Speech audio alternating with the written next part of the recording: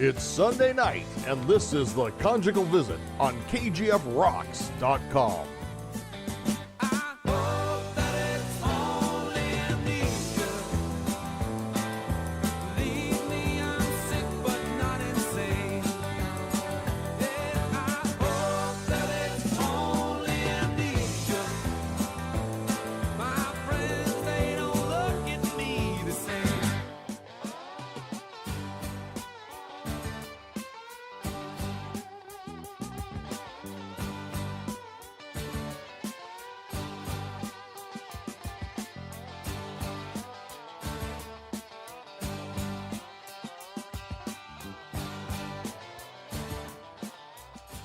Yeah, welcome to the Conjugal Visit and on KGFRocks.com through Spreaker. How's everybody doing out there tonight? And my good buddy Guido's with me. Guido, how the hell are you, man? I'm all right. Did you know tonight is our 19th show since we switched to Spreaker? Wow. And how many listeners have we had? We've had quite a few. Let's see here. Well, here's the thing. It's like, you know, and you get all bummed out sometimes. And you say, oh, my God, we could see who's tuned in. Oh, there's only this many people. There's only this many people. But it's like a podcast, or it's like a, what do you call it, the TV on demand or whatever. Yeah. Because you go back and listen to it any time. So right. our listenership is 2,609 right now. Wow. That's pretty freaking good. Right. Not bad at all. And it's not bad. And the thing of it is, you know, we'll sit here and we'll do a show and we're looking at the numbers, and we should know better than anybody to still do the show amazingly, even if there's 1 or 1,000, because later on it could be more. That's true. That's very true. And they do say that practice makes perfect. Yep. And it does, and everything happens for a reason. And like I know we had some last week. We apologize, ladies and gentlemen. We had some last minute cancellation, and we really didn't have something planned in the event for the first time. So instead of doing a subpar show, we took the week off. Yeah, we took the week off, and of course next Sunday is Easter Sunday, so we will not be doing a show Easter Sunday. Just to let everybody know, there won't be a show Easter Sunday, and we plan a show the following Sunday after that, and that guest has not been confirmed yet. So once we get that confirmed, we will definitely do an event on our Facebook page. You know, I think we should go back and look at now. You know, since we've done this with Spreaker, I think here on Spreaker we got a different audience. There's some people that moved with us from Blog Talk, but I still think that we've got mostly new people. Maybe we should go back into the archives of Conjugal Visits and get somebody that hasn't been on Spreaker. You know, maybe Terry Quinn, maybe Impending Reflections. How about what's his from Hellraiser? We haven't had him on. We haven't had him on Spreaker, have we? No. Yeah, maybe we'll do that. We'll bring the Hellraiser army into the Conjugal Visit again.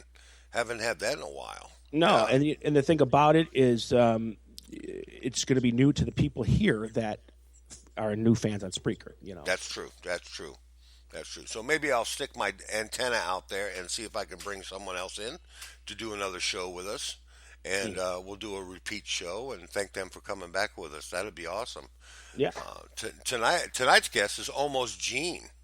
And he's with Almost Kiss, a Kiss tribute band, the ultimate in Kiss tribute bands, and even got up on stage and was endorsed by their good friend Gene Simmons of the actual Kiss. That's amazing. It's really amazing. These guys are really good. I've seen them twice now. And both the times that I saw them, they got better. The first time they were good, but the second time they were just fucking awesome. They rocked it out, and they bring that to every show that they do. And I'm sure we'll get into that with Almost Gene tonight too. Sure, and it's just going to be Almost Gene. Yeah, as far as I know. I'd like to have the other members of the band there, but it'll be Almost Gene. Well, just like the real Kiss, Gene is the spokesperson, I guess. That's true, and he's gonna lay it out for us tonight, and he's gonna talk about what they're gonna do this summer, and what they have coming up, and what other interests they have. You know, what kind of shows they'd really like to do in the future. So it's gonna be a good show, and we're gonna see if we can stump Almost Gene tonight just a little bit. Well, do you have a lot of Kiss knowledge? No, but I know someone who does. You do. Yeah, they do. You know, if I had almost Paul McCartney on tonight, I could try and stump him. Well, if you had the real Paul McCartney, it'd be almost Paul McCartney because the real Paul McCartney died in 1968. Well, that's what they say. He blew his mind out in a car. Right. Yeah. No pun intended. No pun intended, But I'll tell you what, Kiss for me was actually it was the two people that really got me into music was Elvis first. Right. Elvis got me into music, okay? But then I didn't realize there was hard rock until I saw Kiss on TV as a young boy, and I'm like, oh, they look cool. So the sight grabbed me in at first, you know, the whole theatrics of it. But then when I actually listened to it, it was awesome to me. I remember going. I was like, how old was I? I was like, I think I was like 11 or maybe 10 when I went to see by myself at a theater A Hard Day's Night. Okay.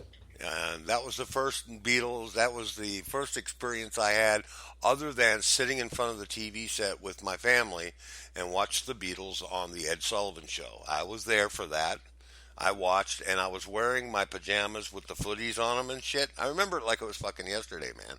Probably was yesterday. Yeah, well, no, it seems like it, man. It was a long time ago. We're talking almost 50 years ago.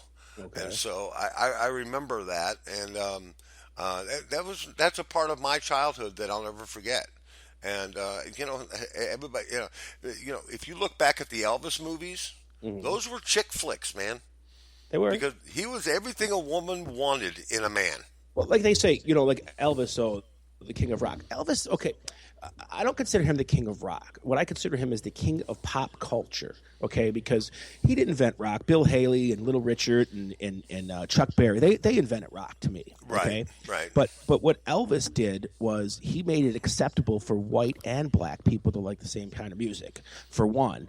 And he made it to where he was a celebrity status. I mean, he was the first icon. He was the first person that women were ripping the clothes off when he was walking down, just like it happened to the Beatles 10 years later. Oh, yeah. But Elvis did it first. You know what I mean? He did everything he broke the doors down for sexuality in music. Remember when they banned him from the waist up on television? Yeah, because his hips were moving. Hips were moving. That's right. Yeah. That's right. And I wonder if they made a change for everything for the Beatles when they went on to Ed Sullivan. When they did that, it was like, it was strange. It was almost strange, and you knew, aren't they great? Aren't they great? The girls are all screaming, and Ed Sullivan says, "Now, ladies," he says, "We're going to bring them out here in a minute now." Poor Ed Sullivan, he went through hell, man. Yeah, but the thing about the Elvis thing that people don't understand is back then or even now, he wasn't trying to be controversial. They asked him if he could stop, and he says, "How? I can't. I can't. I play the music, I feel it, and I dance. Ask me to stop breathing." Right, and that's the consummate. That's the consummate entertainer right there. Mm-hmm. That's who you want to be when you're an entertainer. You want to be just like him, and that's a prime example of bleeding yourself out to the audience and giving. Well, he did. You're right. He did a lot of things first that people don't give him credit for, like the Vegas movement. When he went to Vegas, people looked at him like he was crazy. But what happened after that? Everybody was playing Vegas. Even Dean Martin and Frank Sinatra saw the light. Everybody started playing Vegas. Viva Las Vegas was the beginning. You're absolutely right. Viva Las Vegas was absolutely the pinnacle of when Las Vegas was just jumping. It was. It actually became a city at that point. That was a barren piece of land, man. There was nothing there. And like in money wise too, like in the 70s, he was getting $10,000 a month to play in one show a week in Vegas or something like that. Now, okay, people make more than that, but this was 1972. $10,000 a month was a lot of fucking money. Yeah, it was a whole lot of money, and his movies did extremely well at the box office. Sure. But when they really did good was on television. Right, but you know what? The one thing I hate about Elvis is his fucking movies, dude. Yeah. Those were his way of that was his way of getting himself to the people who. It was exposure, definitely. Yeah, definitely exposure. But here's every Elvis movie. He gets in trouble. He's got to go somewhere. He meets a girl. He gets in a fight. He kisses the girl. He gets in another fight. He kisses the girl again. The movie's over. They just changed the characters and the backdrop. Oh, let me be your teddy bear. Well, the first one, Love Me Tender, was actually a good movie. Yeah. Love Me Tender was a good movie. There was no singing it. He sang one song in it. Well, he was also in, wasn't he in a John Wayne movie where he did a Western that wasn't a musical? Yeah, I don't think John Wayne was in it. What was that movie? Oh, for crying out loud. Stay Away Joe, wasn't it? Or something like that. It was a movie that he didn't even sing in the movie. Oh, I take that back. He sang for That was the first one. Oh, what was the name of that friggin' movie? It was a Western. He was in a Western. It was Love Me Tender. Was it Love Me Tender? Yeah, it was his very first movie. He just sang the lead song, and that was it. And he played it for like 2 seconds on the porch in the beginning of the movie. And then he never sang again. Actually, it was a way. Even the Beatles and the Rolling Stones and Led Zeppelin took from Elvis. Hey, let's put it on film. The Beatles would be the first one to tell you that they Elvis was their icon, their idol. You know, I mean, let's do a movie, and I still think to this day that Help, the movie Help, was actually like almost like an Elvis movie. I mean, similar. They got into trouble. They got out. They kissed the girl. Right. You know what I'm saying? They right. You know what's funny too is the Monkees were. Right, the Monkees were a total ripoff of Help. Mm-hmm. Oh the yeah, whole absolutely. Monkees show was just and I don't think they ever denied that fact either.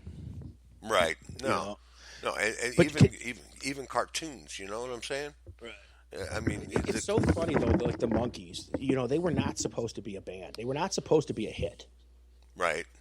They were just supposed to be a television show, and the music was just because we're going to make it hip for kids. They weren't even trying to make hits. They were looking for writers that didn't even write music for anybody famous yet. Right. Well, how many seasons did the Monkees last? Was it 2 or 3? It was only 2 or 3. 2 or 3. Yeah, I think it was only 2 actually. It wasn't very long. No, it didn't last very long. There were I think there was 27 episodes or something. And so it was, I guess it was almost 3 years. And it got canceled. But after that, they went on this huge world tour where they made millions of dollars. I mean, you know that Jimi Hendrix opened up for them on a tour? Yeah. How the fuck can you do that? Jimi Hendrix, okay, now I guarantee you the Monkees fans or preteen girls and whatever, they're looking at Jimi Hendrix like, what the fuck is this? Right. That's like, actually it was 2 horrible. years. You're right, it was 2 years. 2 years. Yeah, I'm always right. Shh. Okay. Now, anyways, I think the worst other appearance. Okay, besides Jimi Hendrix opened up for the Monkees, how about 4 or 5 years ago, I went to see Van Halen and Kool and the Gang opened up for him. Not famous 1980s Kool and Gang, 2005 or 12 Kool and the Gang that nobody even knew they were still around. Interesting. Have you seen any weird parents? I know my dad told me the weirdest one he ever saw was Billy Joel and Frank Zappa. Billy Joel and Frank Zappa? Yeah. You know what? The odd pairings. So I went to see Jethro Tull, and who opened for them? Oh, for crying out loud, now I can't think of Blue Cheer. Blue Cheer, yeah. Blue Cheer opened for them, and then I went to see UFO, the original UFO, and Iron Butterfly opened for them. That's different. Yeah, that's Iron different. Butterfly opened for UFO, the original UFO, Yeah. and Lights Out in London and all that stuff. And you liked that was a good show. English rock, didn't you? You liked that. Yeah, song. I like the English rock. I like I like the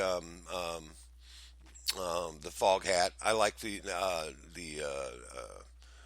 bands like 30 Days in the Hole. You liked the other one there too, Wishbone Ash. Wishbone Ash. I like Yes. But Yeah, see, I like the I the like the British '80s. invasion. The British invasion was so cool. I mean, they knew what they were doing. Well, the British Uh, invasion really never stopped because even in the '80s, I had bands like Def Leppard and right. Iron Maiden and Judas Priest, ACDC. ACDC. AC/DC. Well, let's okay. Now that we're on this topic, let's talk AC/DC. All right. Okay, yeah, let's talk about First, ACDC. first, their drummer gets implicated in a murder for hire thing, and he's arrested. He can't go on tour. Right. Then their rhythm guitarist and one of the backbones of the band, Malcolm Young, Goes crazy. goes crazy. Not goes crazy, gets Alzheimer's. Okay, he Okay. can't tour. Then Brian Johnson has an ear, can't play because of his ears, and they're still going to go on tour. There's 2 fucking members left. That's not Yeah. AC/DC. No, that's not ACDC. And I think that ACDC is, I don't know, maybe, I don't think they can do it, man. Well, they're going to get substitute singers, but here's the kicker of it. I read a report, and you know how things are. You don't know if they're true or not. But it says Right. Brian Johnson says that's not the case. I didn't tell them I couldn't tour. I just needed to take a break for a show or 2.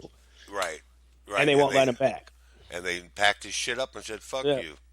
Yeah. You know, and I don't understand that. I don't get that at all. Where's the brotherhood? When the story, and I'm not gonna. I don't want to come to the point where I am bad mouthing ACDC because they're a great band, Right. and so I'm going to wait until the whole story comes out. Right. I mean, I don't trust everything I read on Facebook, just like I don't believe everything that I read about local bands in the St. Louis market. Who's doing what to who and all that crap. You know what? I don't want to know.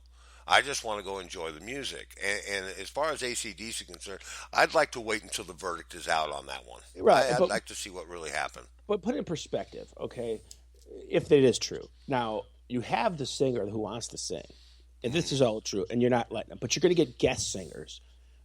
I'm sorry, but I'm not a big AC/DC fan, really, but if I would like to see them once before they're done. But What would be good? What would be good though? Excuse me, Guido. What would be cool though if they had 2 singers, one that would sound like Brian Johnson, and the other one that would, and they would Bon Scott. actually Bon Scott, and they would actually play some of their older stuff at their shows. Because they don't play their older stuff. They don't They play do a the. few. They do a Highway couple. to Hell. And They do Highway to, but nothing like what Bon Scott could do with lyrics. And I think, to be honest, I think that's what they're looking for. And I But don't know. here's We'll so see. why do that? Because let me tell you something. Brian Johnson, AC/DC, first album sold more than any Bon Scott AC/DC together. Yeah. His first album with AC/DC sold 25 million copies in the U.S. alone. Yeah. All Bon Scotts together maybe sold 8. So, and then, now AC/DC is over 100 million records sold, and all of 99% of that is Brian Johnson AC/DC. So, why get rid of that? Because he's like 15 years younger than Brian Johnson. I know, I know. Brian Johnson was older when he got into AC/DC. Yeah. And that's fine, but don't do the man like this and just fucking Kick him to the curb, as Right. they were saying. right. Don't do that. No, I don't know. I don't think that they. I don't know. We gotta get our people to call one of the. Yeah, maybe I ought to call their camp and see where they're at on this, man. Would that be a gas or what? Jumping Jack Flash. Jumping Jack Flash is a gas. Yeah. It's funny how you say gas. Like I'll say, it's all how you were raised and what era you were raised in. Okay, True. That's like true. I say dude a lot. Dude, yeah, you do. I say Even to the dude. chicks. Everybody, dude's everybody to me. Dude's not a man to me. Just dude's just like a dude, Dude. So because I'm a child of the '80s, Right. And it's funny how you just keep that with you, no matter how corny or whatever it may sound to somebody else. I'm sure people, after I say dude for the 100th time, they're probably like, dude, shut the fuck up. Yeah, right. Exactly, right. And dude, shut the fuck up. And I say words like gas, and it's a gas, and I like far out. I use Far Out. Far Out was a late '60s, early '70s term. Can you tell me who made that famous? Far George Out? Carlin. No, No, it was John Denver. really? Yeah, John Denver. He was Far Out, man, and he on Johnny Carson, and he made Johnny Carson laugh so hard. I can remember the episode. It was really funny, and he did Rocky Mountain High, and then he came over and he sat down with Johnny and had a conversation. And he'd say Far Out all the time. So it was one of those things. John Denver was the most unlikely superstar. Yeah. I mean, he didn't look Yeah. the part, but he was fucking huge for a while. I mean, he was doing movies and he was having #1 Yeah. records. John Denver, he had a TV show too, I think, didn't he? He had his own television show. It was a variety show, and he also was by far a poet and a very accomplished poet and a great songwriter. Well, he wrote one of my favorite songs of all time. Even though it's done by Peter, Paul, and Mary, "Leaving on a Jet Plane" is just the words in Yeah. it are like, wow, that's fucking really makes sense. Yeah, You know? yeah, and if you listen to it again, if you just by chance, if you go in, and everybody should do this once in a while, and go back to the roots of music. John Denver is a great example of going back to the roots of the southern rock or the gentle rock or the soft rock, if you will. And if you go back and you listen to the words on some of these songs, man, it'll send chills up your spine. I mean, seriously, he knew how to give love, and that's all there was to it, man. He would, his lyrics were most of the time towards a woman, but when he did Rocky Mountain High and Thank God I'm a country boy. Thank God I'm a Country Boy and stuff like that. Yeah. Those are the ones who sold on the radio. Those Sure. are the ones that you heard all the time on the radio. But if you dig deeper into his library, there's some really good stuff in there. There is, and my favorite Christmas album of all time is John Denver's Rocky Mountain Christmas, dude. Oh, wow. There's this song on there called "Please Daddy, Don't Get Drunk This Christmas," and since I was a kid, I've always loved that song. Wow. And it's such a cool tune. You have to look it up. But here's a question for you. Speaking of soft rock and whatever, what is one of your favorite soft rock bands? A band that I would say, what the fuck's wrong with you? I'll tell you mine. Mine's Ambrosia. So is mine. Shut the fuck up. Yeah, I swear to Christ. Yeah, Ambrosia is a great band. Yeah, and another soft rock. I mean, if you want to call it soft rock, but another great soft rock is 10cc. Yeah, 10cc was good. I didn't get into 10cc as much. I got into their hits and that, but I got into. I mean, I knew Grant Gulman and them. They were really well crafted songwriters. Yeah, they were. And but Ambrosia was definitely one. But I think another one I used to love is Firefall. Man, Firefall was a great Firefall, band. really. Or even Toto. Well, Toto's a weird thing because Toto was too technical when their first couple albums. You know what I mean? Right. And then they let it loose in the early '80s with Rosanna and Africa and all that, and they realized that sometimes people don't want to see how good you play; they just want to hear something they like. Right. Exactly. Because those are all accomplished musicians, man. I mean, Steve what's his name? Luke Lather. He was played for everybody in the '70s. Yeah. Another soft rock band would have been Loggins of Messina. Yeah. Which they've got some really great. And I know you like Dan Fogelberg. Yeah, I like Dan Fogelberg. I do. Steely Dan is one of the greatest bands, soft rock bands. Huh? Steely Dan. Going to see Steely Dan. Are you really? You gonna go see him this year? They're coming to St. Louis. I know that, and I'd like to go see him again. It's been a I'm while. going for free, man. Aren't they coming with a horn section this year? They're going to do all the horns and shit, like the Eagles did when they did their tour. I don't know, but they're playing at the casino here in New York, and my mom's such a big gambler that I'm getting free tickets for it. So, oh, sweet. Maybe you can get backstage and get an interview, dude. that would be great. I don't consider Steely Dan soft rock, though. I don't consider Steely Dan rock. They're just something different. They are totally different. Yeah, they were perfectionists, and they made sure that every hi hat and every whatever was perfect. Yeah. Nothing could be left to chance with them, and it shows in their music. Their music is so well, I don't want to say produced, but blended. Right. I mean, each song is just like a journey into your mind, I think, you know? Right. Like Ted Nugent said, journey to the center of your mind, man. What do you think that's? Well, look at the change in even like, okay, let's talk about Ted Nugent for a second. When he was with the Amboy Dukes, Love. he was awesome. He was great. And then when he went off on his own after the Amboy Dukes, he completely changed his genre. Well, he did, but he had to, I think, because if you listen to now the first couple Amboy Dukes with Journey to the Center of Your Mind and all that, Baby Please Don't Go, were great albums. But the ones in between his solo and the height of Amboy Dukes suck so bad that he had to do something. Yeah, that's true. That's true. I mean, he just couldn't stay the same anymore. Well, I understand on his first two albums, what were they? Cat Scratch Fever, Free for All, and Free for All. And on those albums, there was the bassist was from I can't think of his name. He was from Amboy Dukes. Right, yeah. And Meatloaf did some of the vocals on Free for All. On Free for All, yeah, he sure did. Yeah, he did. See, you learn stuff here at the Conjugal Visit.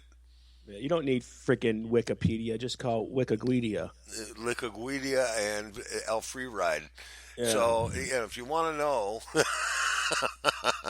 gotta love it though. And we talk about music all the time, and it's what we do. And I wanted to touch base on our fundraiser. Mm-hmm. And if you all are out there listening tonight, go over and check it out, man. Okay, I mean, you're getting something back. This is no bullshit. I think people are afraid that there's something going on here. No, this is to keep the station alive, and that's all it's for, man.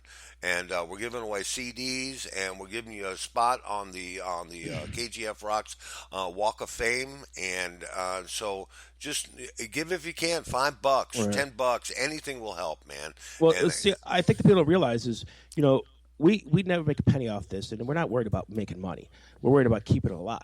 Now, since we started, fees have extensively raised, and now 2 years ago almost this month is our 2-year anniversary. That's right. So 2 years ago when we started, they raised it from then till now 400%. And expect people to survive. Now, it sucks because we have to almost beg, and we don't want to, but we also don't want to be a commercial radio station. We don't want to have sponsors on air on a regular basis. No, we don't. But if you have a company, or even if you have a rock band that wants to get some free advertising or get some advertising, if you're a $100 donation to kgfrocks.com puts you right on the front cover, man. Mm-hmm. And we also do an ad for you. And we back your band or your company or your business if you want, and we'll have you. You'll be able to actually sponsor one of our shows, and it's kind of cool, man. Here's another thing I'm going to throw in there. If you do it, I'm going to make sure that every show that we have, the DJ will play your ad once or twice during that show, so that you'll know that every day that ad will be played at least once or twice. At least once or twice. That's right. If not more. Yeah. So we look forward to your help, and I don't want to come off begging, okay, but we really do need your help, and any little help you can give us would be appreciated. Thank you very much. This has been a public service announcement. As Andy Kaufman would say, thank you very much. Thank you very much. Well, I wanted to say before you got on that tangent with with the knowledge of our rock, that we know about rock. Even if we don't know it, we're gonna fucking lie and make you believe we know it. So just right. go with the flow. Go with the flow, because I can make shit up with the best. Oh yeah. I sometimes do that too. People call and ask me, because everybody calls me all the time. I do know a lot about music, and okay, so what? But whatever. Anybody calls me, oh, who's this or who did this or what? And a lot of times I say, are you playing like a game? Yeah, I'll give them the wrong fucking answer. You ain't winning no game off of my answer. Yeah. Unless I'm getting a piece of the pie. Right. Yeah. I'm over here playing trivia. Oh, what's the prize? $100. Okay, you win. I want half. I got banned one time. This is no lie.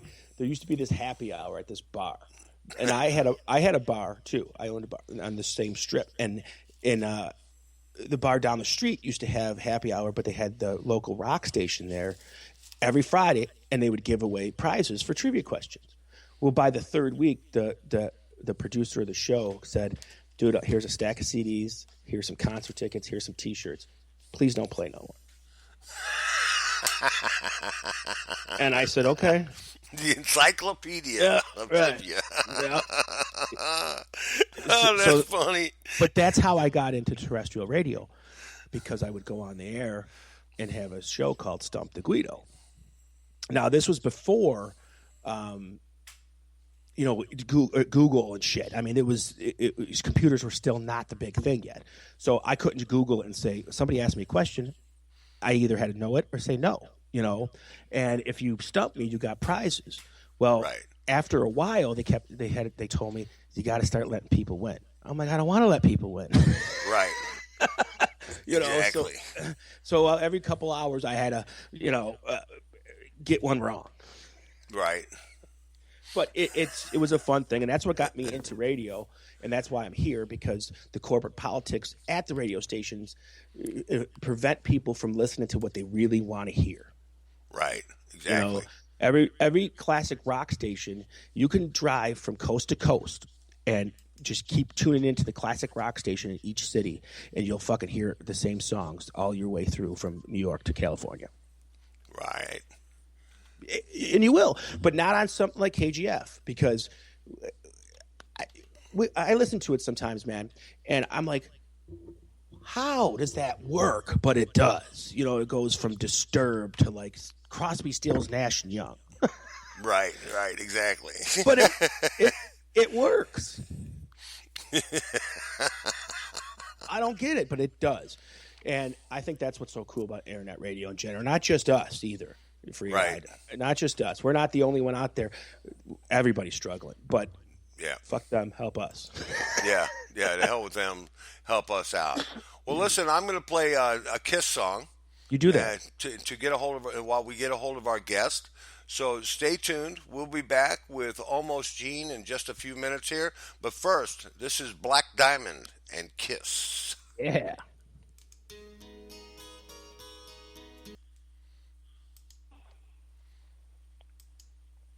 And we're back. Can you all hear me? Yep. All right, we're back, and in the studio with us, well, actually on the phone with us, we have Almost Gene from Almost Kiss, the ultimate Kiss tribute band. How you doing, man? Doing really well. How are you? I'm doing fantastic. So glad you could join us. I'm going to turn your volume up here just a tad because it seems to want to turn itself down, but I think we got it now. So is the Almost Kiss based upon Almost Human song? Almost Human? Yeah. That is absolutely my favorite Gene song. So is that why they named Almost Kiss, or is it just because you... Actually, do you want to hear the story on that? I do. There was a guy, this was in 2002, when I was thinking about putting a Kiss tribute band together, and there was a guy that was a Willie Nelson imitator, and he called himself Almost Willie. Oh. And I thought, I think it'd be cool to name a Kiss tribute band Almost Kiss, and that's when, and then of course, Almost Human's a great song, and it is great go song. Together pretty well. Yeah, it's an awesome song. It is, and like now I know everybody who loves Kiss, but everybody has their favorite member. Obviously, yours is Gene Simmons. Mine is Ace Frehley. He inspired me to play guitar, and but unfortunately, I play like he does now. Not very well, but not like he did then. But I know everybody's got their favorite. So is Gene is your favorite member? True? Absolutely. I love his tirades. How about when he gets on? He just says what the hell he wants to say. I think that's kind of cool. He's kind of like the Donald Trump of rock and roll. That's a good, yeah. That's an outstanding way to put it. Maybe Gene Simmons should be Donald Trump's running mate. I wish he could run for president, but he wasn't born. Yeah, he was. Yeah, he he's wasn't a natural born American. No, he could run for vice president though. He can. I don't think he can, because if the president dies, then he would be president. Oh, this is true. Okay, I guess not. Okay, guess not. So tell me, what are you guys going to be up to? What you got any shows coming up? We just did a show last night in Lincoln. I'm a little hoarse. It wasn't because of the show; it was the after party. Oh, okay. That and I'll be 57 here in 2 weeks, and my mind doesn't want to believe what my body's telling me. Isn't that the truth? I still want to be 20.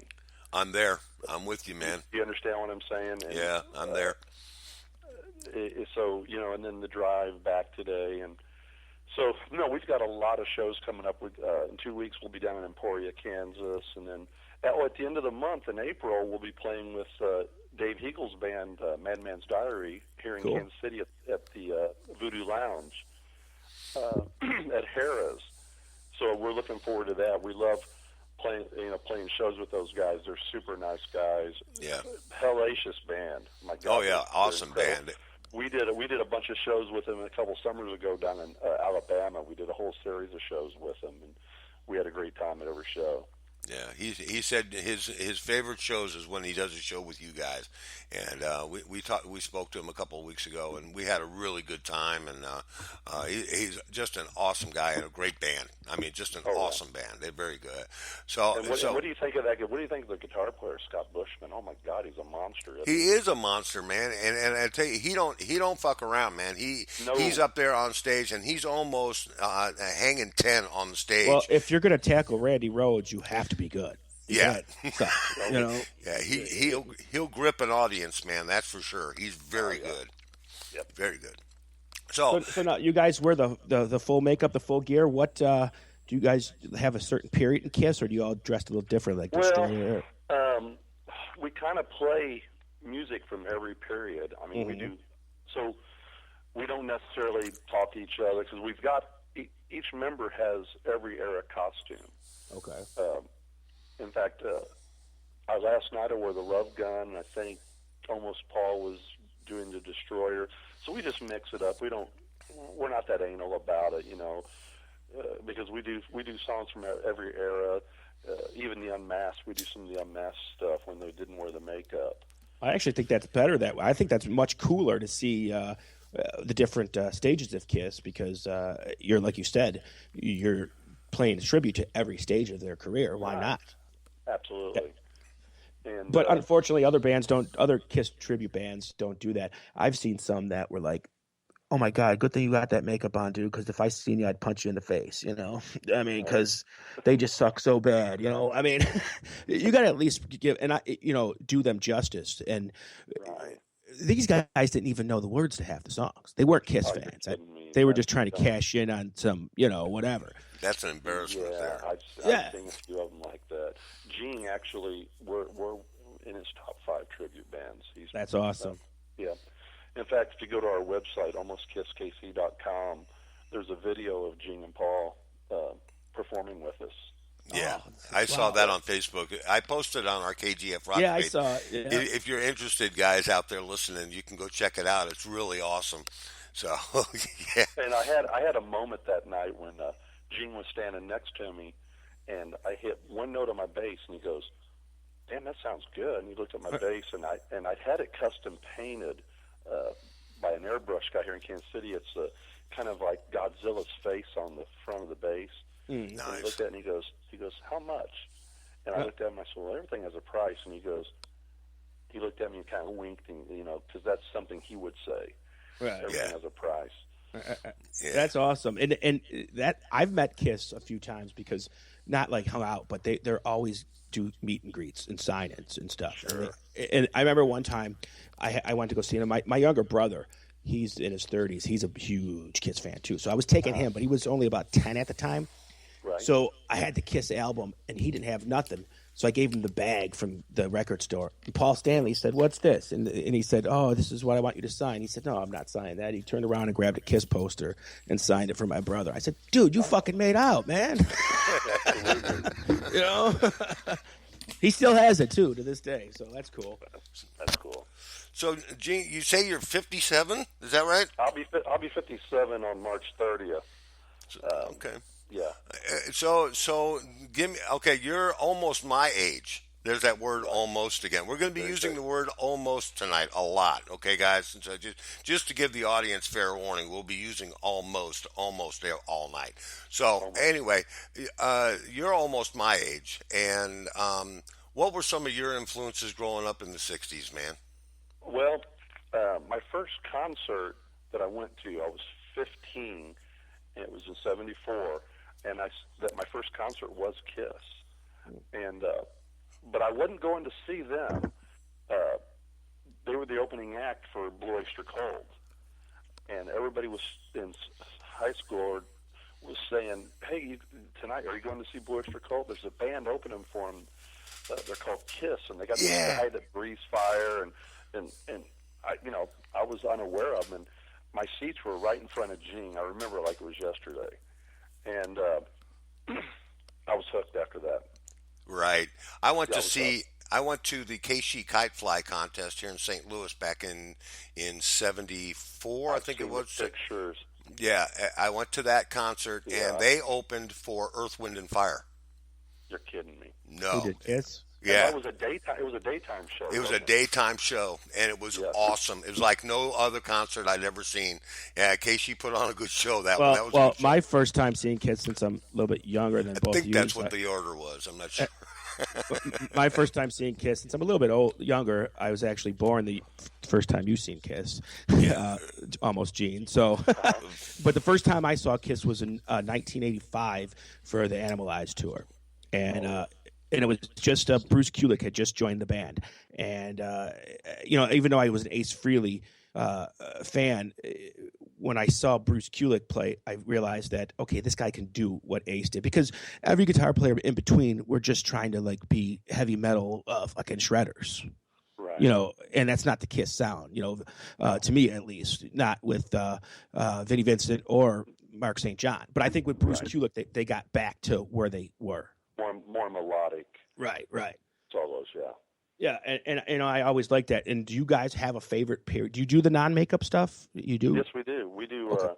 We do a bunch of songs from the non-makeup. Lick It Up, Tears Are Falling. Oh, cool. Heaven's on Fire. God Gave Rock and Roll to You. But probably my favorite era of Kiss would be around the Alive era. Okay.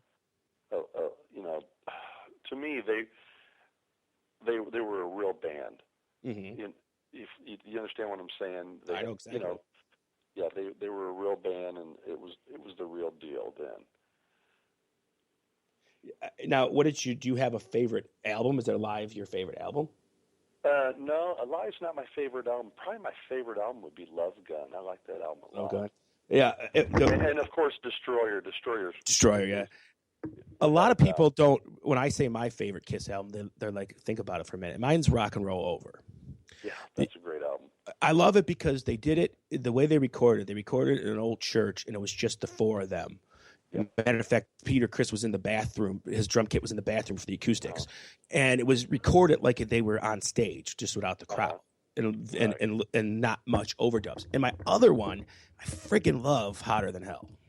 Yeah, that's a great album. I mean, everything. That almost sounds like it was recorded in someone's basement. It does. It's like a bootleg almost, and it's not just that, but some of the songs on there, like Going Blind. Yeah. Oh my God, that's a monster bass line. Oh, and it's an amazing song too, and I think that's just one of their best written albums. Maybe not their best produced, but the best written. You better jump in. They were being real creative at that time. Yeah, they were. And the worst Kiss song, I'm sorry, I have to say it, is off the first one when they put that Bobby Rydell song in there. Kiss in Time. Yeah, I mean, Just in Time. Yeah, that's pretty bad. Yeah, but other than that, I think I love every other Kiss song. Yeah. So my favorite unmasked album is Revenge. Oh, I think it's a really good album. Domino is one of the best songs Gene Simmons ever did. Yeah, that's a great song. Nice reminiscing. And you're saying I should take over? Why? I said because we're going to be talking about Kiss all night, and and you're not in there. Well, I tried to get him to talk about someone other than Kiss, but I guess Kiss is it, man. No, Kiss ain't it. But there's the thing that Kiss did for the industry was amazing because they made it that rock was not just about sex, drugs, and rock and roll, even though that's what they were singing about. But they made it more appeal to kids, which started the trend of kids buying rock records. Before that, kids really didn't buy rock records. Yeah.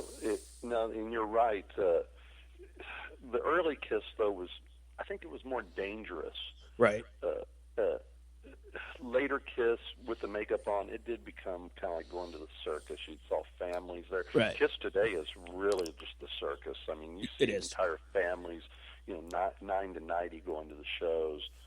And that's fine. I mean, even at our shows when we do county fairs and festivals, there's tons of kids there with the makeup on, and I think it's pretty cool that that it's crossing generations. That's the whole absolutely. idea.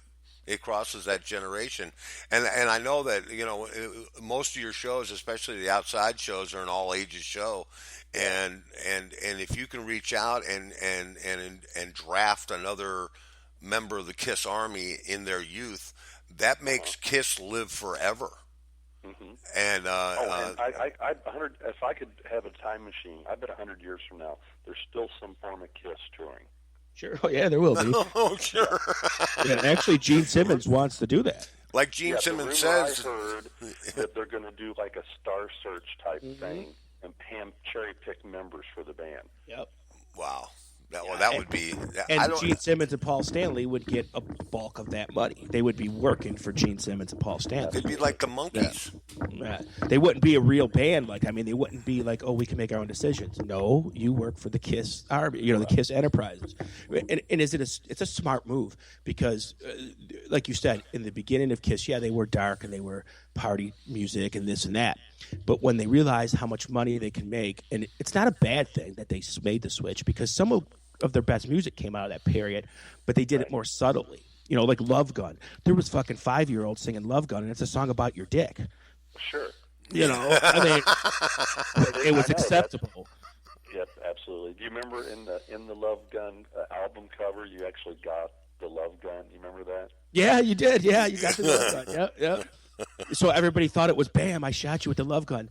No, kid. It means I want to shoot your mom with the love gun. Okay, you don't want to be shooting your mom with that love gun. I'm going to tell you. But that's what they did. They made it more. They made it more subtle and made the music, in my opinion, better because it's harder to write a song that to do innuendos and shit. Like today in music, it's easy to write a song because you just put the word "fuck" in there 37 times and you wrote half the song. So for them to be able to do it subtly to appeal to an adult audience and a kid audience at the same time is genius. Oh yeah, and they were geniuses at what they did. Well, actually, all the bands back in the 70s, the mid 70s to the late 70s, they interjected sex. I mean, look at Montrose. Right. I mean, Montrose was, there was a whole lot of sex going on there. Yeah, but Montrose didn't have 12-year-olds going to their concerts. Well, no, that's true. They didn't. Yeah. They didn't. Yeah, but I mean, it goes back to the cartoon that was on television in the 70s, and it also goes back to the makeup.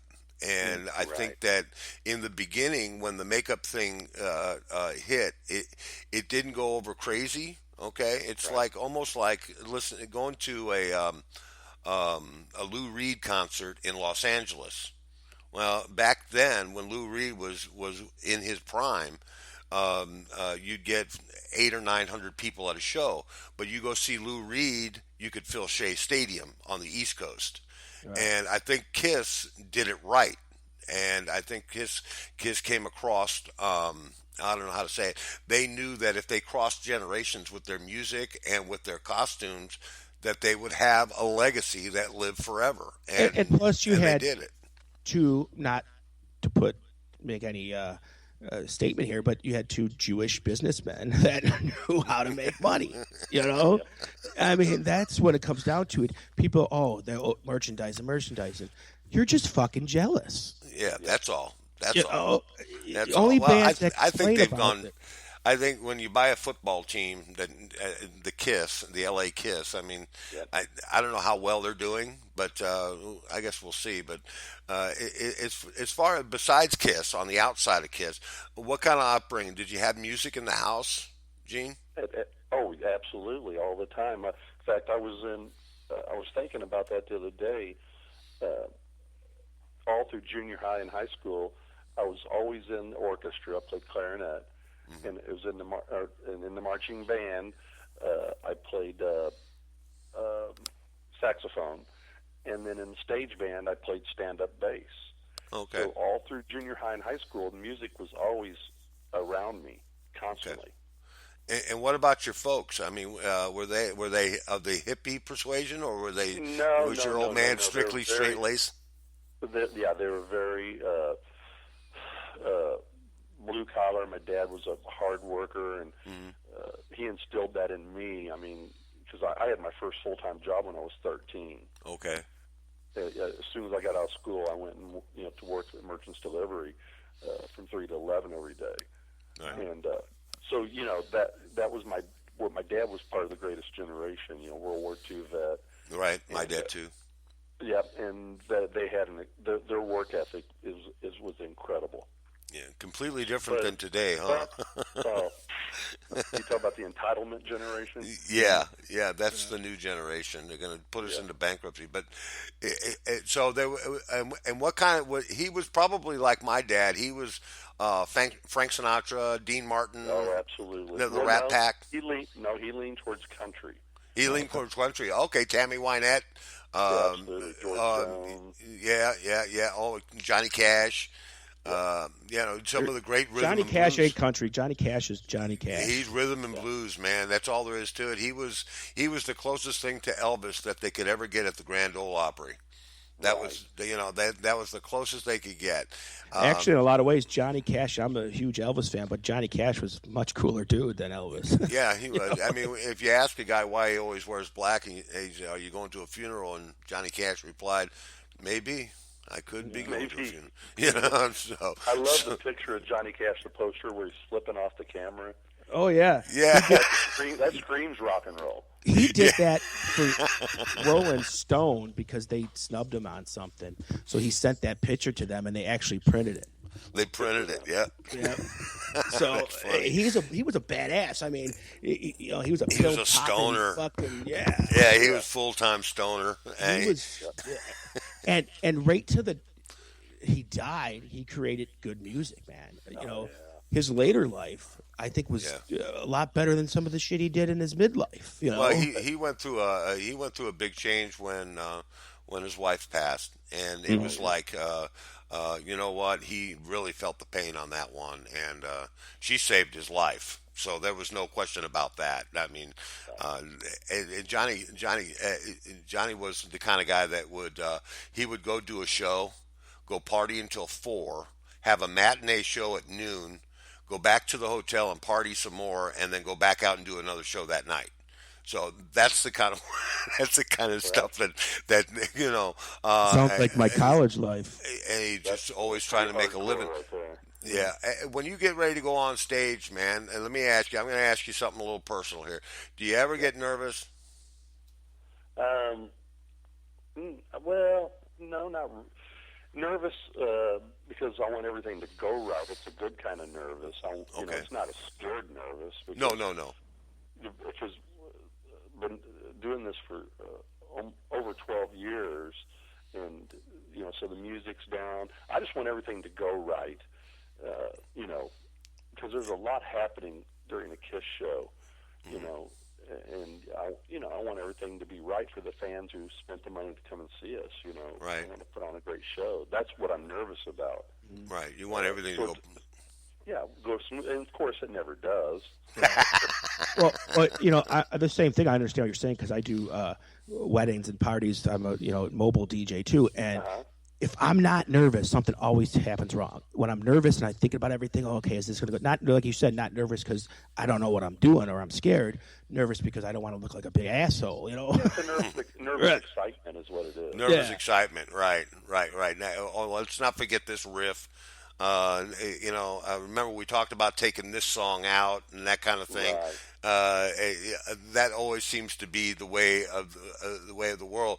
But some of the crowds that you're in front of, you're doing a bar. It's a small crowd, 200, maybe 300 people at the max, and then you Yeah. do an outside show, or you do the Family Arena in St. Louis, and there's these thousands of people out in front of you.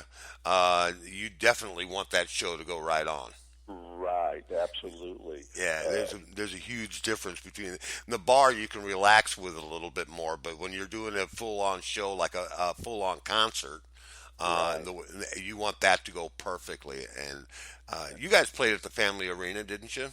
Yes, we played with. It was 2012 with Yeah, I was at that show. Savage Amusement. Played Savage with all them. Amusement, yes, very good. Fantastic band, my Yeah, God.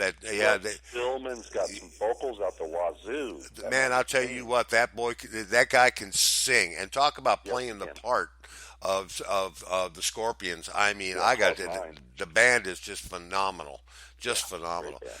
Talking about that, let's talk a little bit about the difference in the politics in Kansas City versus St. Louis when it comes to the music scene. St. Louis seems to have this, I guess, this huge tribute band growth coming out of St. Louis. Is it the same in Kansas City? Are there a lot of tribute bands coming out of Well, Kansas City? let me tell you how it played out. In '04, I put this tribute band together, Almost Kiss. And at that time, there were three other tribute bands. That was it. Liverpool, the Beatles tribute band. Right. It's my dog's going ape shit. Anyway, there were a couple other tribute bands, but in 12 years, now you shake a tree and 10 tribute bands fall out. And it's incredible. And like I said, there's some of them that are really good. I ain't gonna mention any names, and there's some that are really, really bad. Oh, I've seen some here. Yeah, sure. And what it does is the real bad ones will go out and play for nothing. And all it does is pulls the value down of good bands. When they see a tribute band that's just flat out awful, and then they hear that, okay, Almost Kiss is going to play over here at say the Family, and they've seen a tribute band, and they say, well, that experience was really bad. They say, do I really want to go? Yeah, or the buyer all of a sudden, well, I can get this band for $800 a night. Why should I pay Almost Kiss $2,500? I can get this other tribute band. And tribute band, most buyers think all tribute bands are the same. And they're not. They're not. No. You're absolutely right.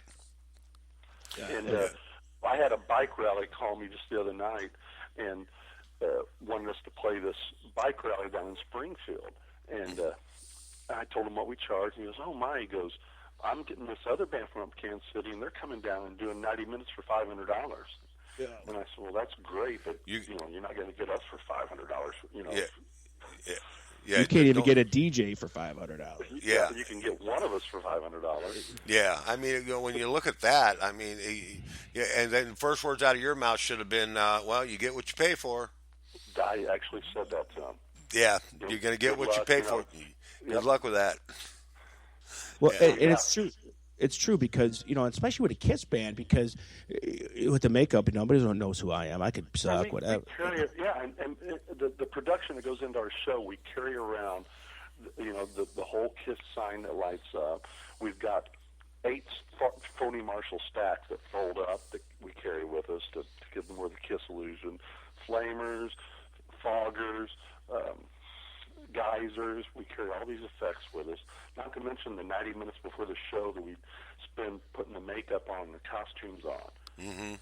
And the personal experience that the audience actually gets with you guys, because I've seen you guys, and you interact with that audience. I mean, like Kiss does. And here's what we do every night. We'll do our 90-minute show. And when the show's over, we usually spend another 90 minutes in the audience taking pictures with everybody who wants a picture with us.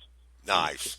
See, and that's all a part of it, man. That's all about that's why we do what we do. I mean, there's nothing like it. I mean, I'll go to a show here. I'll see Conquest Metal or and I'll go see a tribute band here in St. Louis, and somebody will recognize me and say, "Oh, hey man, you're with KGF Rocks," and I say, "Yeah, I sure am. Hey man, what's going on?" And we talk for 15, 20 minutes, and then we move on, and Right. that's what I get out of this. I mean, that's what I want out of it, and being a part of an audience and knowing that there's other people out there that likes the same things that I do is really Right. cool, I think. I got a friend you who make that connection with them for that Sure. moment. Absolutely. speaking of like the like the tribute market and all that, I got a friend here. I don't know if you know, I'm in Buffalo. That's where New York. That's where I'm from, and that's where I'm broadcasting from. But here in New York, a friend of mine, he's a Neil Diamond impersonator, and he does corporate functions and stuff just with his guitar and him, and he's making like good money, and but he's good, and that's the thing. It's not just okay, you want to make some money, don't just grab a guitar and pretend like you're Bob Dylan. Well, maybe Bob Dylan, anybody can do Bob Dylan, but I mean, you got to know what you're fucking doing, Right. and you got to be good. I agree 100% with you. Somebody wants to go see see Almost Kiss, they want you to be almost Kiss, dude. They want you to be almost just like Kiss. They, As close they as want they want the experience of going to a Kiss concert for a tenth the price. Yeah. Yeah, And they could do it for $10 versus doing it for 100. But see, that still doesn't take away from Kiss, though. No, You know, it keeps their. I think it increases Kiss's value by having tribute bands, and I've been online. There are more tribute bands to Kiss than to the Kiss band than any other band there is. I mean, it goes on forever. The tribute bands. There's like I said, you shake a tree and 10 Kiss tribute bands fall out. Yeah, well, there's not a city or town you can go to in this country without at least one Kiss tribute band. There's not. I mean, absolutely. Or if they're not in that city, they're really fucking close. I mean, it's just Right. It's how it is. And you would think that like other bands like the Beatles or whatever, Elvis. There's a lot of Elvis impersonators too, but There are a lot of Elvis, yeah. but most of them suck ass. And I could buy the jumpsuit over at the costume shop too and put sideburns on, but it doesn't mean I'm Elvis. I mean, you got to be good. That's the thing, because I'm really skeptical sometimes going to see tribute bands, and I've seen a lot that are good, and I've seen a lot that I'm like, why are you guys doing this? And it doesn't make sense, but there is some really good ones, and I've seen your stuff on your Facebook and that, and I am impressed. It's really good, and you guys are almost Kiss. You really are, and you do a well done show. And same with Dave and his tribute band; he does it well. It's not somebody just drew Kiss on the fucking cloth in the background, and Right. play it, Yeah, there's all the flash and circumstances. Well, listen, hey, Gene, let's do this, man. Before we say goodbye, why don't we go ahead and play another Kiss tune? I'm going to put on Detroit Rock City real quick, and we'll play that out, and then we'll come back and we'll say goodnight and finish this up. Is that all right with you? That'd be awesome. And I'd like to invite everybody on Facebook to search out Scott Gene Simmons. That's my Facebook page. Scott Gene Simmons. Scott Gene Simmons. Facebook made me change. It used to be Almost Gene, but Almost isn't a proper name. So Facebook said I had to change it. Them assholes, I tell you what. And then also, please check out the website, almostkisskc.com. Excellent. I would love for everyone to check that out. And maybe if you're in the area, come and see one of our shows. Excellent. Hey, we'll be right back with Almost Gene. This is Kiss, Detroit Rock City, on the station that rocks the net, kgfrocks.com.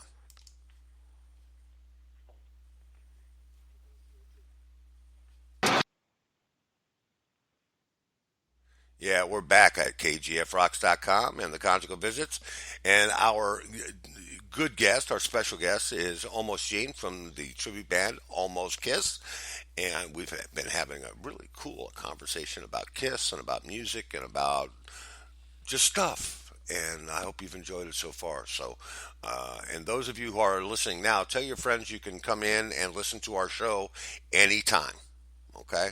Anytime. And you can come to kgfrocks.com and go to the Conjugal Visit page. Scroll down, you'll have all the shows of the past, and you can replay those shows. Tonight's show will be up on our Facebook page, and will also be on our Facebook group page. Okay. So anyway, Gene, you talked a little bit about past music. What other bands besides Kiss do you like? Oh, one of my favorite Midwest bands I grew up with, REO Speedwagon. REO Speedwagon. Love REO Speedwagon. Out of Illinois. Yes. And Cheap Trick, I love. Yeah, Cheap Trick is cool. Yeah. They're another West. Just about any 70s guitar-driven band I liked. Right. And as far as he just made it back. Look at him. Yeah. Did you get any on you, man? Just a little bit. Did you wash your hands good and proper? In muddy water. In muddy water, yeah. Well, I guess that's better than leady water, right? Yeah. Instead of lead water, like they got in Michigan. and let me ask you, how far along in the summer are you scheduled? I mean, are you going pretty deep in the summer this year? We're booked through December right now. Excellent. Yeah, and Excellent. Still doing a lot of festivals and fairs and summertime events, and every day I get about 8 or 10 requests a week for shows, and out of those 8 or 10, 1 or 2 of them will pan out because most of them don't have the budget to afford the band, and they don't realize what it costs. Oh yeah, a lot of them have the $400 or $500 budget, and they think we'll drive to bump up Egypt to do 90 minutes for $500. Right. And then when I drop the bomb on them, that ends the conversation real quick. Yeah, I can imagine that comes to it. Comes through it. The money is always a factor, man. I mean, but it is called the music business for a reason. Yeah. That's true. It is a business, and you know what? And if you're worth it and you're good, you hold out for that price. Right. You got to price it so they don't want it. You know what I'm saying? You got to really want this. I equate it to no different than hiring a plumber or electrician to come to your house and work. Right. You don't barter with them. They tell you the price, and you either say yes or no. Right. And to me, a musician is a trade like any other. Sure. And it is, and you should get paid for it. You should get paid, what you deserve, and that's how I agree with it too. And I would like you tell the guy at the coffee shop you shouldn't get what you get because you don't stir that cream well. I mean, you don't do that. It's the same thing. And it'd be like asking an electrician to come to my house and work for exposure. Right. Exactly. Tell all my friends you're a great electrician. Come over and work for free. There you go. That's a good one. Yeah, I love the guy. The guy comes to my store. I get this guy come to my store, and he wants a discount on the parts that he buys. And I'll say, "Oh, are you a police officer or are you a veteran?" "Oh, no, I work for the water company." I said, "Whoa, wait a minute, the water company?" He said, "Yeah, don't you guys give us a discount?" "Oh, well, why don't you ask the water company if they're going to give me a discount because I'm a veteran?" Absolutely. Oh. I said, he's a union guy. He's got more money than. And I look out and he's driving this big ass friggin' Dodge pick me up truck. It's a 2500 pickup truck with all the bells and whistles and 4-wheel drive and stacked to the gills. And I said, get out of here. And you want to save. That's why he's got that because he gets discounts. $3.49. You're going to save $3.49. You cheap bastard. So as I go off on a tirade. It's one of those things, I guess. And it is a business. And if you don't treat it like a business, then you'll go broke doing it, and you won't be happy. Right. Yep. Absolutely. No, you won't. And the thing of it, too, is once you start not getting paid for it, it's not going to be worth your time anymore. I mean, like when I first started DJing, I was doing, I love DJing. Yeah, I'll take this gig. I'll take that gig. Now it's like, no, I don't want to do that because I realize it's not supposed to be fun. It's work. It can be fun. It can be fun. Yeah. Work. Yeah. Yeah. but you don't want to give it away. Right. Yeah, Well, you also got to pay for new equipment. You have to. I mean, do you guys go through a period where you take a break and you all sit down and say, okay, what do we want to do different this year than we did last year? Yeah, we're constantly trying to change things up and keep it interesting to us, just through growth. The metamorphosis of a band. If you don't grow and change things around and learn new tunes, it will get stale. Mm-hmm. Yeah, even for you, not only the audience, because you've got guys that go to 2 or 3 of your shows a year. Yeah, you've got the following. And we play all over the freaking country, so we may play Kansas City twice a year, and that's it. And the rest of the time you're in Alabama or St. Louis or wherever. Chicago. Every February we go down to the Caribbean and do a series of shows through Puerto Rico and St. Thomas. And then last April we went up and did some shows in Alaska, and that was a lot of fun. We ought to put Alaska must have been a gas. Yeah, I remember that. I remember it was on Facebook. You guys went up to Alaska to do a show. Yeah, that was different. Yeah, the mosquitoes are the size of B-52s up there, man.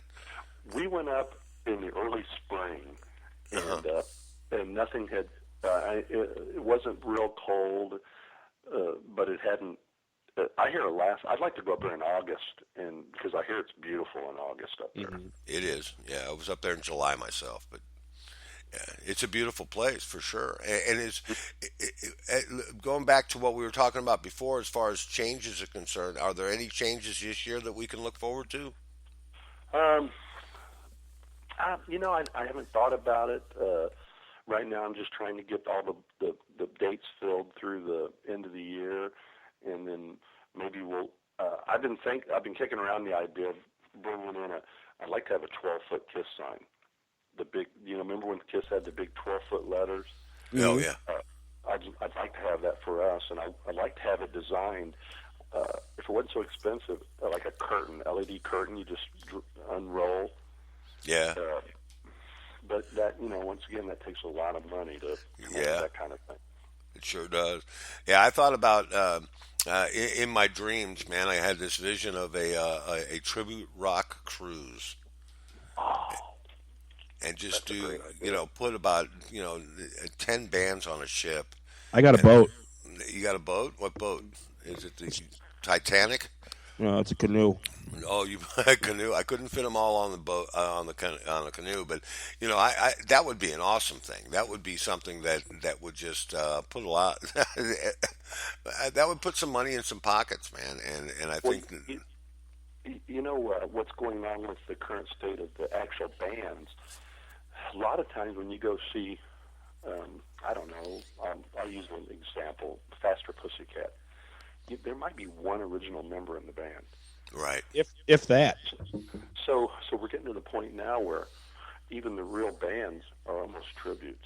I went to see Foreigner this summer, and nobody from the original Foreigner is in it anymore. Yeah, Mick Jones wasn't even playing with them. Yeah. No.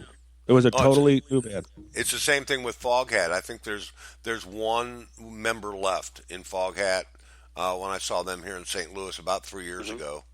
And of course, that was Rod Price, the drummer. That's it. He's the only one left. And you're right. There's a lot of bands that have like one member left, and they're just keeping the legacy going and making a buck on it. Foreigner has no members left. There shouldn't be called Foreigner anymore. Yeah, that's true. Well, do you remember the band Head East? Oh yeah. We opened for them last September, and it's buddies of mine. It's their band basically with one of the guys from Head East, and he has the rights to the name. Wow. So there's one, and he's like the keyboard player from Head East, and then the rest of the band is just this really good band here local that they're calling themselves Head East. Yeah, I think that a band like Poco is Right. the same way. The only you could never put Crosby, Stills, Nash and Young And one day one of them is going to go. Surprisingly, none of them are gone yet. The way that they live their life, but there's another. I had an opportunity to go see a tribute band here in St. Louis at Crosby, Stills and Nash, Crosby, Stills, Nash and Young, CSNNY, and they were okay. Their harmonies were a little weaker than I like. So, but bands like that are a legacy. And you should, some of them you don't want to try to imitate. Well, I don't it's think. not that you have to be good at, especially a band like that, because it's just strictly a vocal band, And there's more singing in a CSNY song than there is like in a Kiss song, because Kiss has guitar solos and breakdowns and whatever. But CSNY is just singing the whole fucking song. So you have to be good at singing to be them. You can't just be some average subpar singer. Yeah, the harmonies were okay, but they weren't Crosby, Stills, Nash and Young.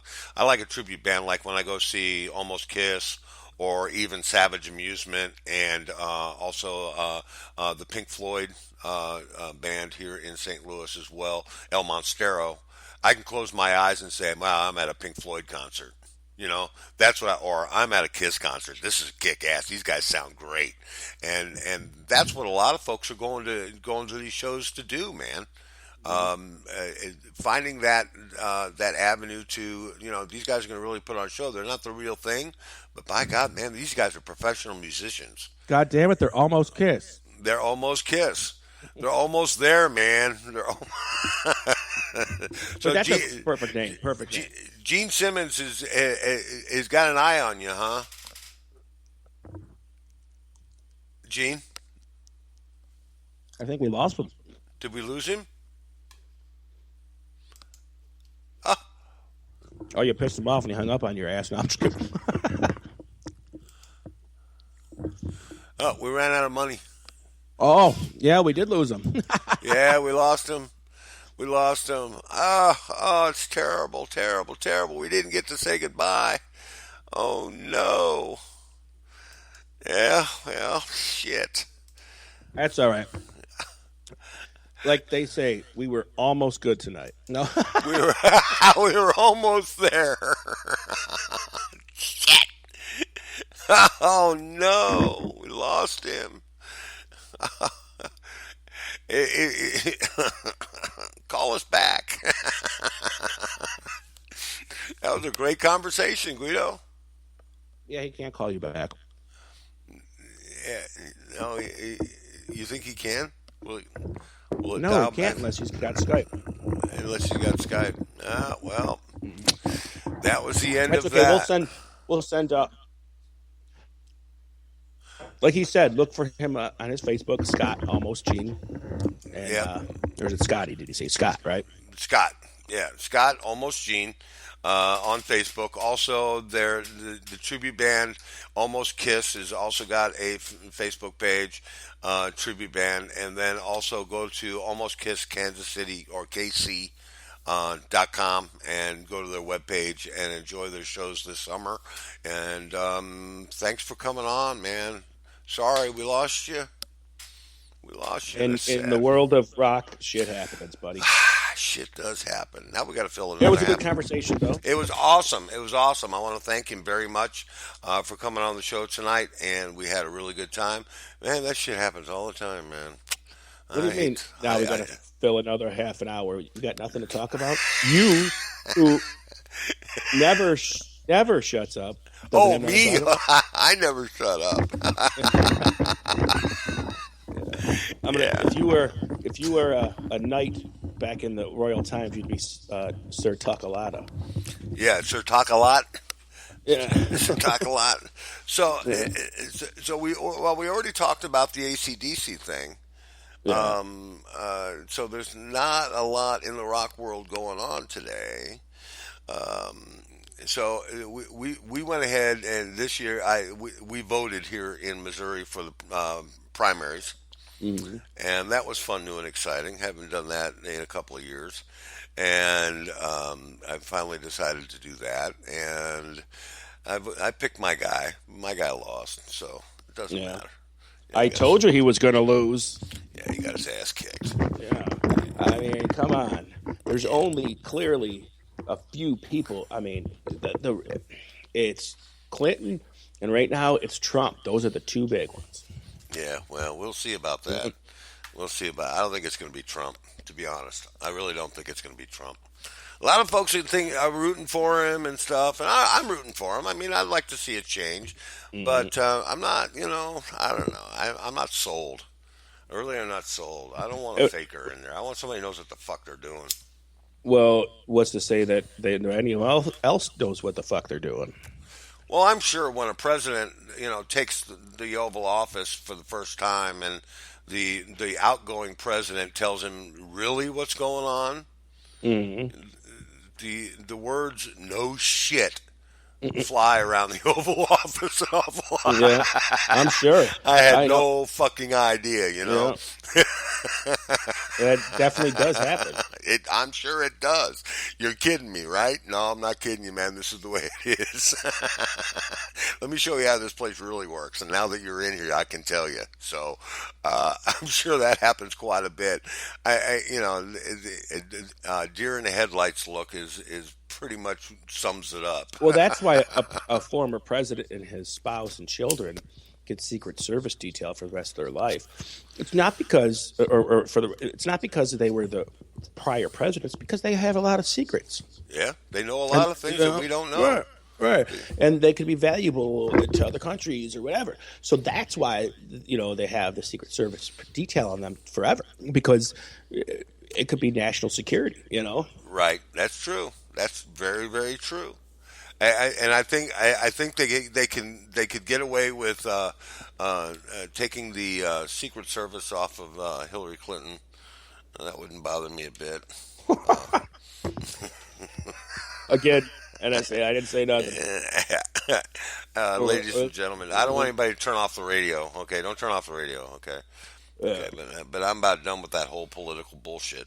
Me too. I want to talk about. You want to talk about voting? Let's talk about who won this week's Artist of the Week. Who won this week's Artist of the Week? Who was it, man? You tell them.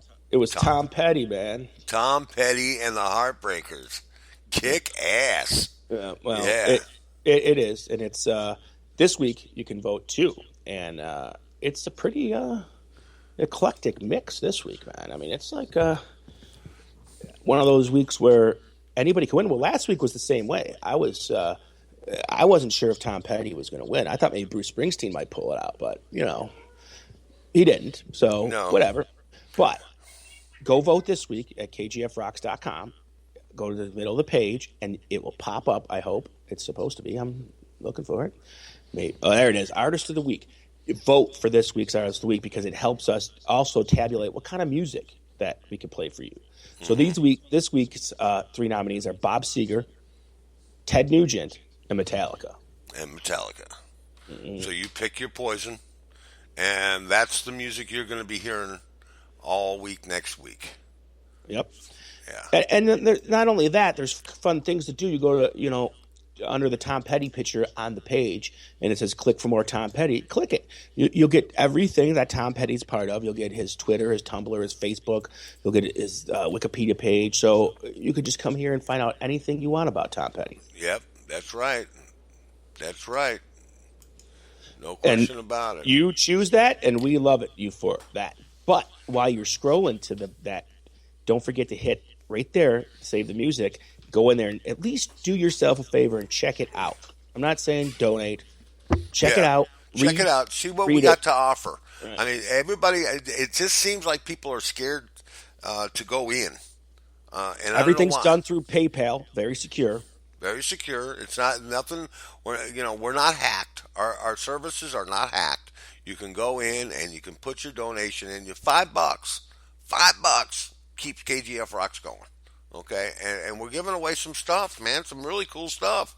Check it out. All of our local bands, all of our bands that have been on our show, we've got CDs from them. We've got, we're going to have T-shirts. We're going to have all of this stuff. So check it out, okay? Y'all got to come in and check it out.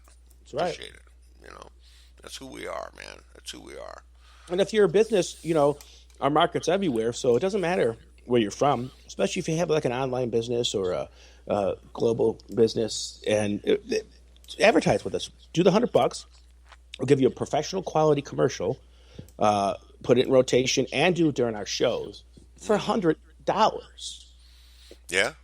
For Try $100. getting that on your FM station for $100. It ain't going to happen. No, that ain't going to happen. And you're not going to reach as many people. And we've got one corporate spot. We've got one company sponsor. Yep. And that Twisted Oak Foods. Yep. And they kick ass. It's really good. You know what? I'm going to endorse it right now because I tried his sauce on a steak, and it was fucking better than A1, man. It was good. I had it too, and I'm sad to say I'm out of it already. You're already out of it. Wow. No, yeah. And I need. I'm going to go online and buy some more at Twisted Oak Foods, twistedoakfoods.com.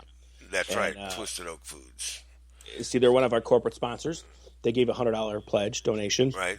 And they got 2, I think, commercials done, and plugs all over the place. And coming soon, their little logo will be featured on our front page. So, yes, I mean, it's just you could do it, people. It's a one-time thing too, you know. And I'll tell you what, act now. If anybody donates $100, I will leave their shit on the website somewhere forever. Yeah, I'll make a special page for those who donated, and we'll put your commercial in rotation for a while. So only if you donate now. After that, prices are going to be a lot higher. That's right. So that's right.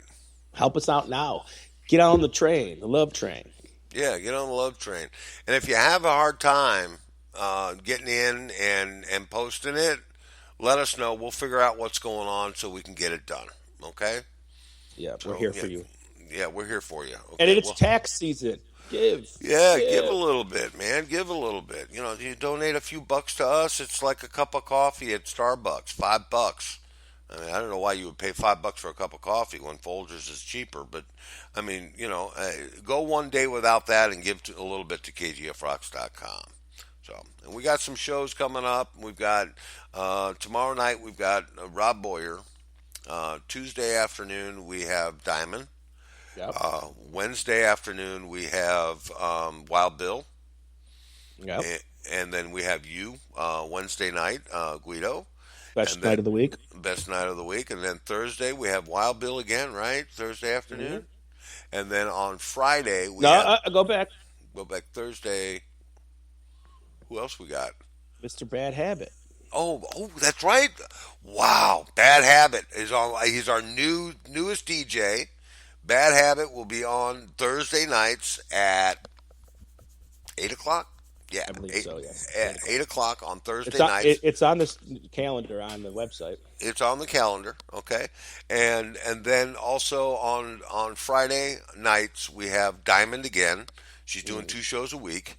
And then we have Saturdays open, and Sunday is the Conjugal Visit Show. That's right. And that's the way it is, man. And Free Ride does a show when he feels like it. That's the way the cookie crumbles. Yeah. And whenever I have time, I just do a show on a whim. Yeah. Oh, no, dude. We did that wrong. Diamond's on Thursday nights. And Mr. Bad Habit... Oh, no. Diamond's on Friday nights. Did you say that? Yeah. Diamond's on Friday night. And Mr. Bad Habit is 8 p.m. on Thursday. On Thursday. That's right. Yeah. Yep. And hopefully, when the Zookeeper comes back, he will continue his 11 a.m. Thursday slot. You know, that'd be nice to have. And he is coming back. So I know he is coming back. It'll probably going to be an evening show though. But okay. we'll see how that goes. We'll see how. So we've got a lot going on here at KJFRocks.com. We do. And keep in mind, none of them guys get paid. None of them get paid, and neither do we. So whatever donations you give goes to running this station. No one's going to pocket the money. We're not full of shit here, okay? We're not full of shit. We need your help, okay? Things are getting rather expensive to keep this thing going. Just go to the page, read the info on there for yourself, and also there's a petition you could sign to help us go to Washington about this, because we don't like harping on it, but it's very unfair what the licensing board did to us. Yep. You know, and it shouldn't be allowed. I mean, a 400% increase is quite ridiculous. Yeah, and we're paying the bill for it. Right. See, I don't know if people know, but we pay like regular radio, FM. They don't pay per song. They pay a flat rate. Okay. Right. We have to pay for every song we play. That's right. And it adds up. So we don't want to stop that because we want our voice to be heard. We want our music to be heard. That's right. It's not our music; it's your music. It's your music. And you know what? We play the shit that you don't hear on the regular radio stations. And we do. And you know, we don't go by what corporate America wants you to hear. Think about that for just a minute.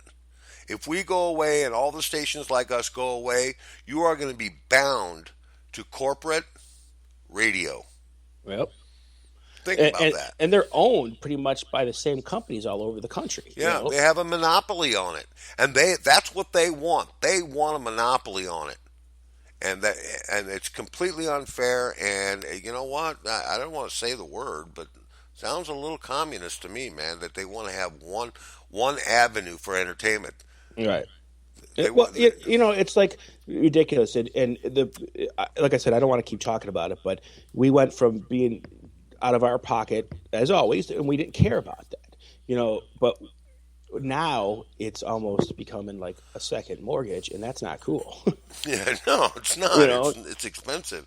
But we love doing this, and we want to continue to do it for you. But your help will go a long way, okay? And even if it's a little bit, at least get on the Walk of Fame. Right. Get on that walk and get yourself a spot. It just... I can't express anymore how much we need your help, and we appreciate any help you can send our way. Now, mucho grazie. Mucho gracias. Okay. Hey, listen. Also, coming up, probably going to be in April. In April, we are going to do our very first videotaped interview. Mm-hmm. I don't have a date yet, and it's not confirmed yet on a date, but we will be doing a video interview this spring. With someone I think we're all going to like, and it's going to be on videotape. You're going to be able to get it on our YouTube channel, and you're going to be able to get it on our website, and you're going to be able to get it through our Facebook. Okay, awesome. So it's going to be very cool. I can't wait. I'm really excited about this. This is going to be a lot of fun, and it's good. For right now, I'm going to leave it open as a surprise because I don't want to let the cat out of the bag too soon.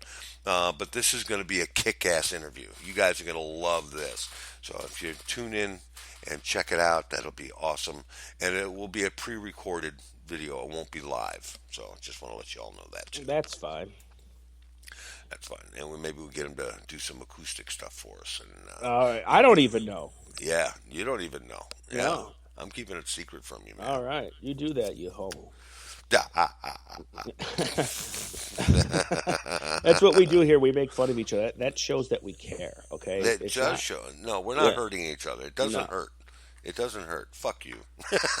I think people that can't I always find it funny because sometimes I piss people off because I kind of say to the people I like and stuff what I want. You know what I mean? And like strangers, sometimes I talk to nicer. But I don't give a shit about that stranger, so I'm not gonna be me around them, Yeah, when I'm around people I like and get along with, I want to be me, and I'm a motherfucker, I mean, that's right. How it is. You're an ass. Yeah, but I'm a nice ass, You're a nice ass. I'm like Jennifer Lopez's ass, I'm nice.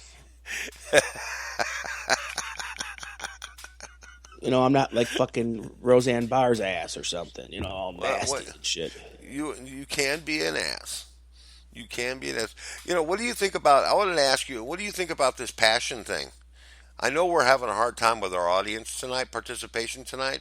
Right. Because of this passion thing that's on. What's passion? It's on Fox, and they're doing, the movie The Passion.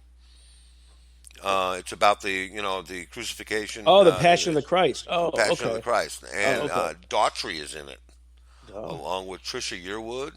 Oh. And Tyler Perry is in it, and let's see who else is in there. I mean, there's all kinds of people in this thing. I'll have to not Netflix that. Oh, you're not into it? Nah, sorry. No, it's supposed to be really good. A lot of people are watching it.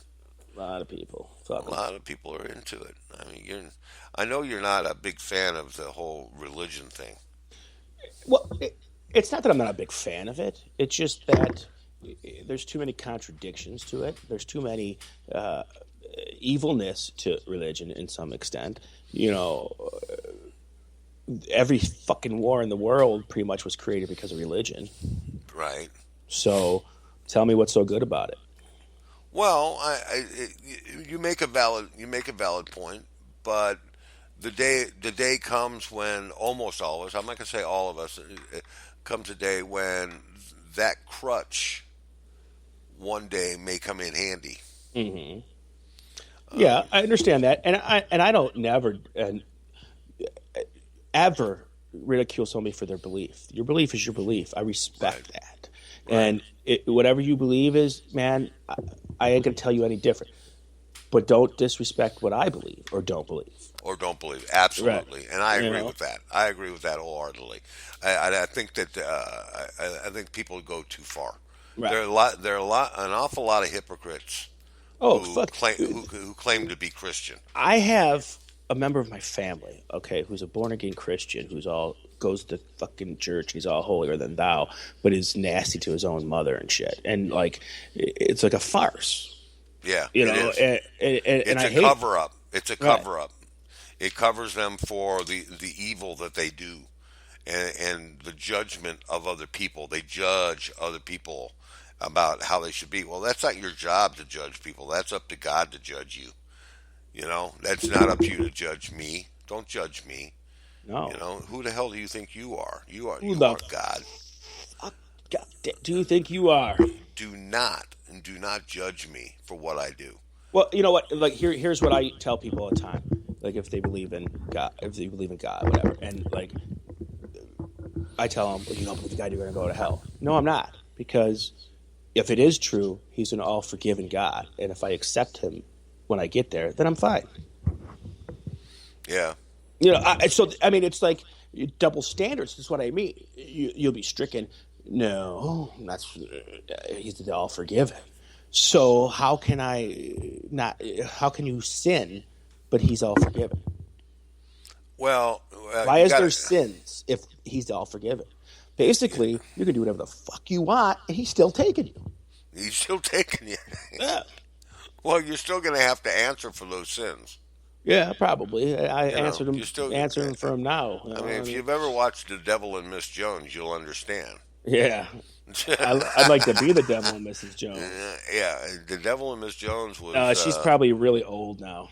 Yeah, Georgina Spelvin. I don't even know if she's still alive. That was your time, buddy. Yeah, Georgina Spelvin was the devil that was Miss Jones.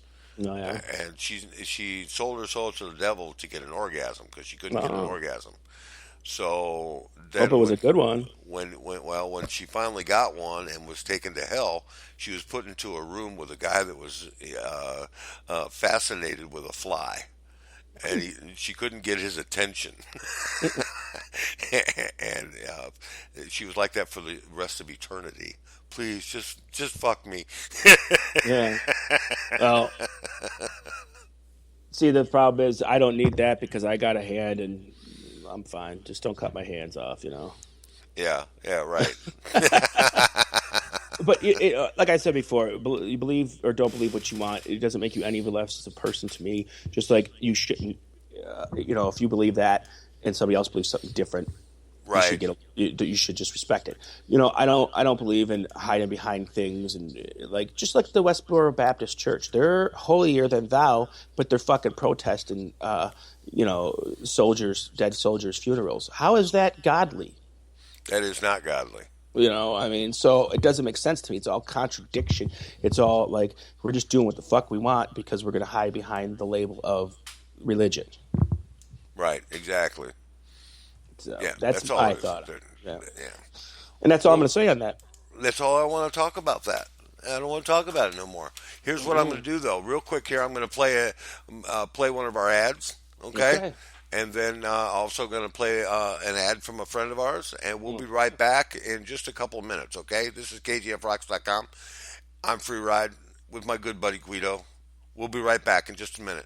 Playing the songs from smaller and older artists who just don't get heard anymore. You, the listener, you help keep the music alive.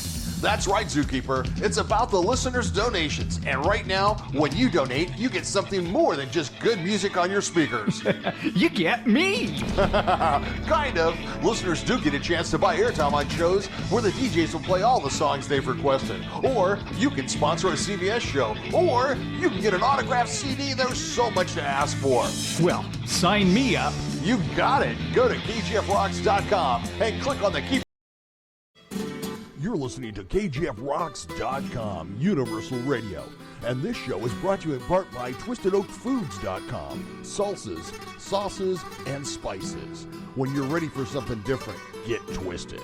TwistedOakFoods.com. Yeah, the show is partially brought to you by Twisted Oak Foods. See what you get for your money? That's what you'll get for your money, folks. Yeah. You know? That's what you'll get for your money. It's cool, man. And you get any one of us to do it. You can have any of the personalities do the promo for you. And except for maybe Rob Boyer, because I could never get a hold of Rob. Yeah, well, getting a hold of Rob is a tough thing, man. But he's always on the road. He was just up in Chicago this weekend doing a show. Yeah, I mean, So, I know he's not all over the ignoring place. us, but it's like everybody's always in the Skype chat at least once a day or whatever. And Rob's like, Monday goes on, done, off, gone. See you later. Off, gone, see you later. He's like He a rock comes star. Drop the microphone. I'm out. I'm out. But that's him. Yeah, that's true. That's true. So, join all of our DJs, our great DJs over on kgfrocks.com. And I'm glad tonight I want to send out a very special thank you to Almost Gene for coming on the show tonight. Again, our apologies. We dropped the call, but next week we won't be on. There won't be a show next weekend because it's Easter Sunday, and then we will be on the following week after that with a guest. For sure, we'll find one by then. I know I will find someone to fill the slot for next week. And That's what she said. Yeah, fill the slot. You're such a nasty bastard, you know that? I am. Yeah, that's okay. At least you have fetishes. My Irish nickname is John Dirty McGurdy. John Dirty McGurdy? Yeah. Yeah. So, John Dirty McGurdy. Mm-hmm. Top of the morning to you. Top of the morning. Why Slightly? You are one of a kind, dude. Oh, Totally one of a fucking kind. And I'm so glad that I'm able to do this show with you. And we have a good time. And folks, we know that you come to listen to KGFRocks.com and you come to listen to the Conjugal Visit for quality shows. And we do our very level best to put those on for you. And we want to thank you all from the bottom of our hearts here at the Conjugal Visit for all of you guys listening. Appreciate it. That's true. We really do appreciate it. That means a lot to us. Thank you for that Hallmark moment. Brought to you by Free Ride. Depends diapers. Depends diapers. Yes. Yes. Better than a tampon any day. Yeah, baby. Is that all you got, Guido? It's, well, you know. Hey, are we almost done? It's almost, your Easter time, so I don't want to be too mean to you. No, it's not my Easter time. Trust me, man. I am far from religious. I'm more spiritual than I am. I believe that my behavior will reflect on my legacy. I don't worry about what's going to happen to me after I die. I want people to remember me as a decent person. Oh, they'll remember you. Yeah, I want them to. After I go, man, I want you all to remember me. I can for the good things that I did in my life. You know, I can call up a couple people that will remember you. Oh, can you? Yeah. They hate me. I can, And who could blame them? I don't like them very much either. So it's a two-way street on that one. I could call them up for you if you want. Let's call them right now on the air. Oh no, we're out of money. You can't call them now, man. You're out of money. I told you to put more money in that fucking thing, man. just took money out on the 17th. Why does it need more already? You've been calling sex lines on our not Skype, on Skype, man. Skype, no, it's free on Skype. I call it on my own Skype. Yeah. How do you think I get all this porn on my Skype? Yeah. So, that's. Do you Skype people and show them your goods? No, I don't ever do that. I don't. No. They show me the goods. I don't want to show them off. They don't want to see what I got. They don't want to see what I got. Trust me. Where is it? All right. And get a little closer to the camera. Yeah. I'm fucking touching it. Here, look. Yeah. Look, what the hell is that? Is that a penny and two fucking? What is that? And on our next show, we're going to have a special visitor on our next show. It's going to be the Redneck Trucker. And haven't talked to him in months. Now, you know who else is? We got to get Giuseppe on. We got to get Giuseppe on. Yeah. And I think we should also have, we have to do a show. And I just got our next guest because this ain't fair. And we skipped it. We skipped Diamond. Yeah.